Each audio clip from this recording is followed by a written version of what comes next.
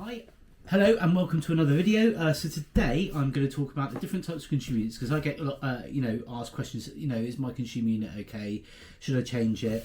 And I'm going to sort of say that there's sort of a level in which I would recommend a change. It's always a recommendation. You never have to do it. If anyone ever tells you it's illegal, that's just not true.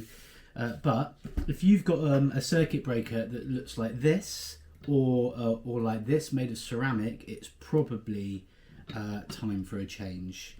But I'll go through some of the different types that I tend to find in homes. The most popular at the moment, I would say, or I find a lot of these ones, which is you have an RCD and then a circuit breaker, and these by MK, there's a lot of these in houses. Even those now are outdated and could, in some circumstances warrant an upgrade. But I'll go through the different types that I've got here and just explain how each one of them works.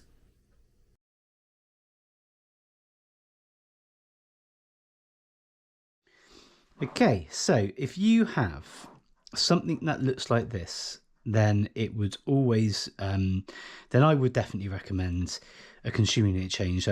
These are the different types of breakers, so these are for different circuits. So in this one, for example, you can see that there are 4 circuits, or it takes up to 4 circuits.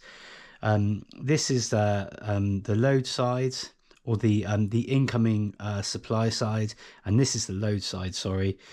And you can see here that it says 5 amps, so this would typically be for a lighting circuit. And the way these work is there's a weak link. Do you remember the weakest link? Yeah, it's basically like that. So there's a tiny wire, and this is rated to 5 amps. So anything over 5 amps, and theoretically it should blow. Well, it will blow. And then to get your circuits working again, so what happens is there's no link between the load and the incoming supply. So electricity won't flow into your circuits, and so therefore you have to replace this wire by undoing these terminals, and that's how these ones work. Same with this one here. Again, this one is the same. It's got a fuse wire in there. If it blows, then you replace it. Now this one here, this is a 30 amp. And another reason why I would always recommend that this is replaced is because this actually has asbestos in it. Now I'm very careful with this one. I've stored it, and it's in a plastic bag for most of the time, but that is an asbestos flash pad right there. And so when if this is a 30 amp fuse wire, and if that blows, then yes, you replace it. But you are messing with asbestos there, really, so that's not great.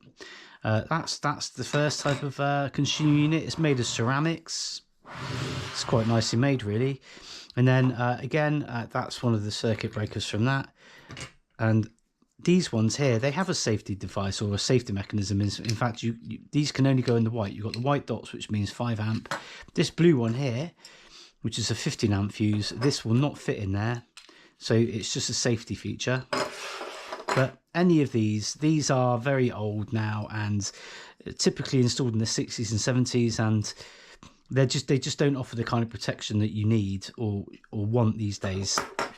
This is kind of an upgrade from this. So this one here, about the same times, but this is these are circuit breakers.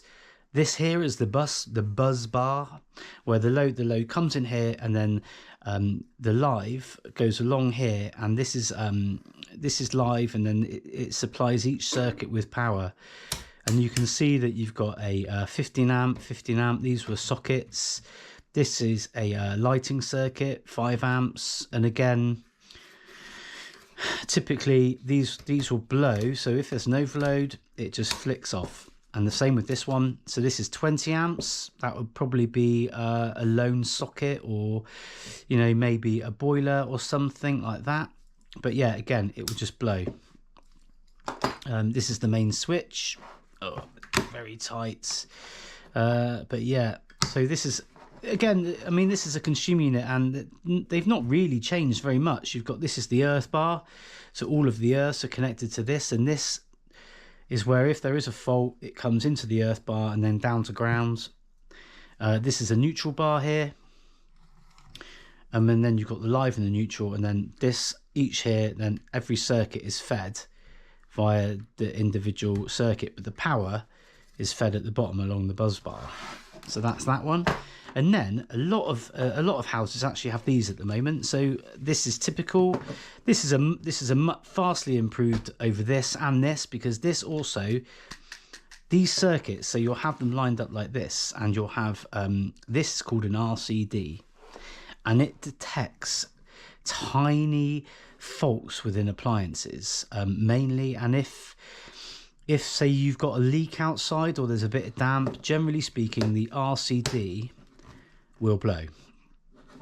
But the problem with this one is that if this RCD blows, okay, then it will blow all of these circuits, regardless of where the fault is, will all be dead.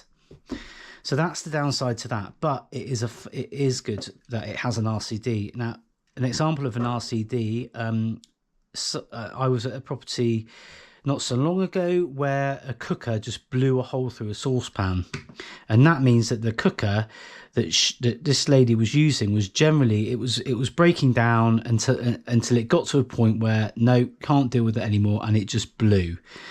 Now an RCD would have detected that a long time before, so there would have been a problem, but the RCD would have kept tripping. And so it would have alerted that customer to a problem, and therefore me, when I get called out to try and find what the problem is, and I would have been able to find out that by using certain fault finding techniques that it was the cooker at fault, and it wouldn't have got to the point where, well, a dangerous situation arose basically.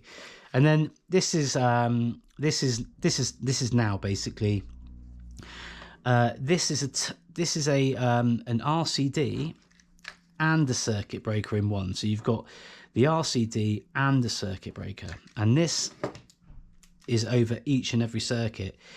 Now the good thing about this is if there's a problem, so with this one, as I said, if there's a problem on any of these circuits, this RCD will trip and all of these circuits will go down. But whereas this one, only the circuit with the fault on will trip. So this is why it's a vastly superior breaker. And also, these are type B or AC current. This is a type A, which means it also detects DC current.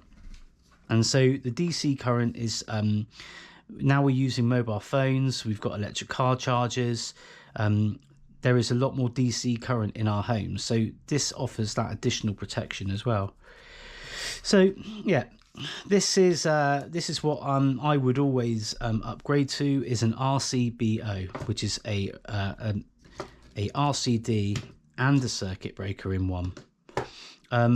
You can also get what's called an AFDD, and that also detects arcs and sparks. But that's generally it. They're the kind of circuit breakers that you will find in your home. But anything like these ones here, definitely you should consider an upgrade.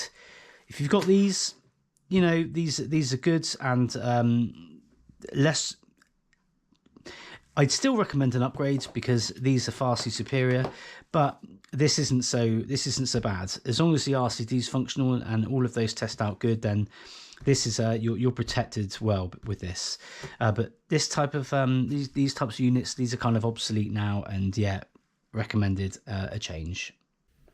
Yeah, so thanks for watching that. Basically, the bottom line is, if you've got these rewirable fuses, I would always recommend they're changed to something like this, an RCBO, where, for example, the problem with an appliance where all of a sudden it just packs in and blows, that's avoided, because these will generally pick up that problem, that fault, before it gets to that point.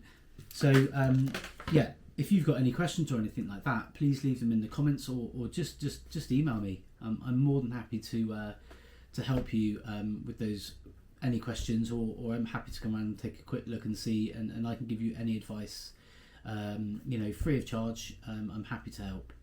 Thank you.